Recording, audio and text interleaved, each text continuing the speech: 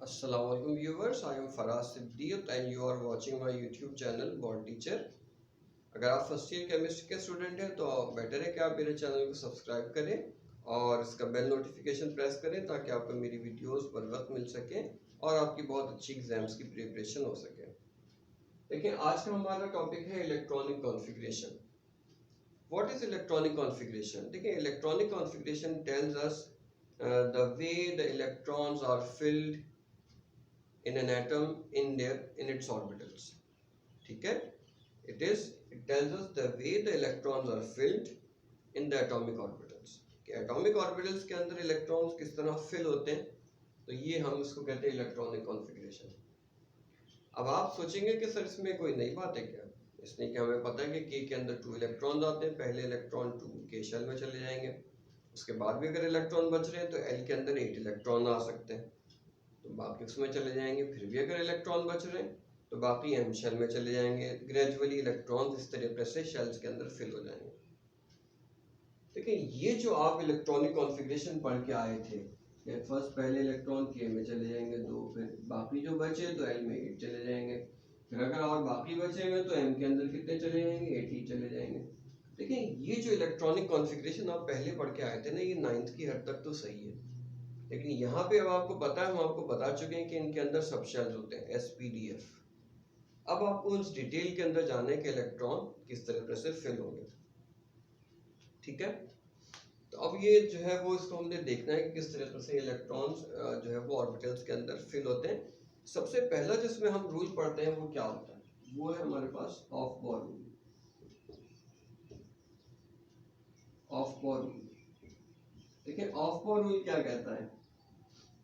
electrons are filled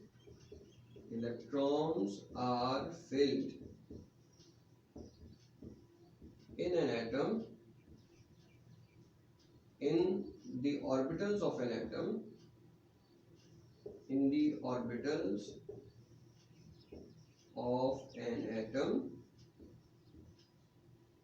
in increasing order of energy, in increasing order of energy।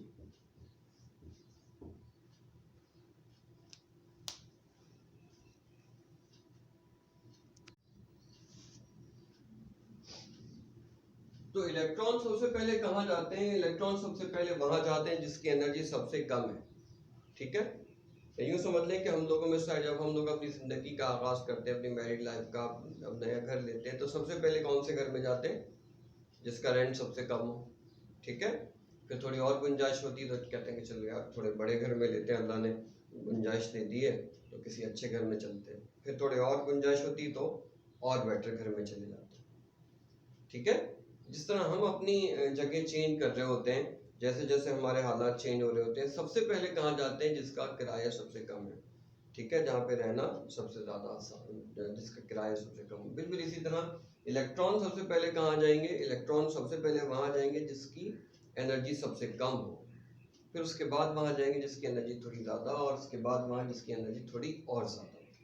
ठीक है, अब ये जो है ना, ये कैसे सीक्वेंस होती है? ऑफको की एक सीक्वेंस है, एक डायग्राम है, ये डायग्राम आपको बनानी सीखनी पड़ेगी। ठीक है, ये डायग्राम कैसे बनती है आइए इसको देखते हैं।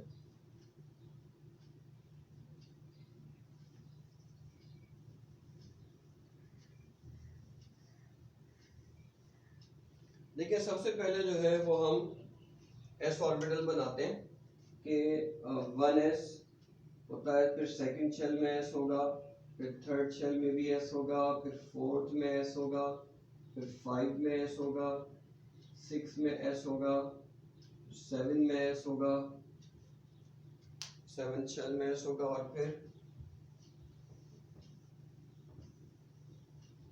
फिर देखें 8 के अंदर s होगा। ठीक है, अच्छा अब देखें, अभी आपको पता होगा कि 2s के बाद 2p आता है। ठीक है, तो 2s से थोड़ा सा ऊपर बनाएंगे 2p, इसकी एनर्जी थोड़ी s से ज़्यादा होती है। 3s से थोड़ा ऊपर बनेगा 3p, 4s से थोड़ा सा ऊपर बनाएंगे 4p। ये काम आप भी 2 डिफरेंट कलर्स में कीजिएगा ताकि आपको अच्छा सा समझ में भी आ जाए। और 5s से थोड़ा सा ऊपर बनेगा 5p, 6s से जरा ऊपर 6p बनेगा और 7s से थोड़ा सा ऊपर 7p बनेगा। ठीक है, और ये आपको याद होगा कि थर्ड शेल से D स्टार्ट हो जाता है, तो 3p के थोड़ा सा ऊपर होगा 3D, 4p के थोड़ा सा ऊपर हो जाएगा 4D, 5p से थोड़ा ऊपर होगा 5D और 6p से थोड़ा सा ऊपर हो जाएगा 6D। ठीक है, और इसके बाद आपको पता है कि फोर्थ शेल से F सब शेल स्टार्ट हो जाता है, तो अब क्या होगा 4D से थोड़ा सा ऊपर बनेगा 4F, 5D से थोड़ा सा ऊपर हो जाएगा 5F। ठीक है, और अब देखें, अब इससे थोड़ा सा हम आगे चलते हैं। ये आपको पता होगा कि जो S सबशेल है उसकी जो मैक्सिमम कैपेसिटी है वो क्या है 2 इलेक्ट्रॉन, तो S में ज्यादा से ज्यादा 2 इलेक्ट्रॉन आ सकते हैं। और ये भी आपको पता है कि P के अंदर मैक्सिमम कितने इलेक्ट्रॉन आ सकते हैं, P के अंदर मैक्सिमम 6 इलेक्ट्रॉन आ सकते हैं। और D के अंदर मैक्सिमम कितने इलेक्ट्रॉन आ सकते हैं, D के अंदर मैक्सिमम 10 इलेक्ट्रॉन आ सकते हैं। और F के अंदर मैक्सिमम कितने 14 इलेक्ट्रॉन आ सकते हैं। ठीक है, अब इस तरह करने के बाद देखिए हमें अब एरोज बनाने होते हैं, और वो एरोज जैसे बनते हैं ना, ये आपने जरा देखना है टेक्निकली। देखिए पहला एरो ये आया 1s में, ठीक है, दूसरा एरो आ गया दूसरा एरो आ गया ये 2s की तरफ, फिर तीसरा एरो आया ये,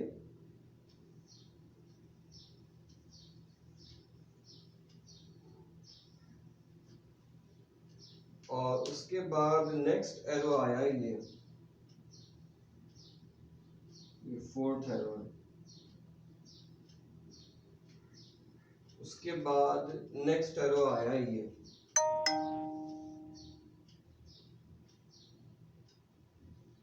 फिफ्थ एरो। उसके बाद नेक्स्ट एरो आया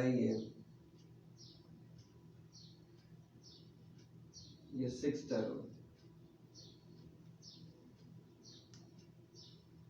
इसके बाद जो एरो आया वो आया